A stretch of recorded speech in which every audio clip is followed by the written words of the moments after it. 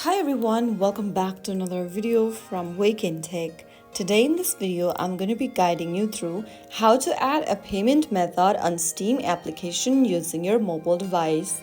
So first of all, launch the Steam app open on your mobile device and log into your account. Once logged in, go ahead and tap on your profile icon at the top right corner. Now from your profile section, click on Account Details. Under Account Details, tap on Add a payment method to this account. Now you will be able to see this page where you can go ahead and select from the drop down. Go ahead and choose a payment method you'd like to add to your account.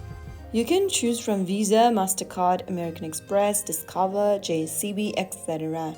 After selecting one of these options, enter the credentials for the rest of your chosen option. Enter the required details. It has asked me to enter the card number, so type down your card number, its expiration date and security code, and finally enter your billing information where you need to type in your first name, last name, billing address, city, postal code, and then your phone number after choosing your country.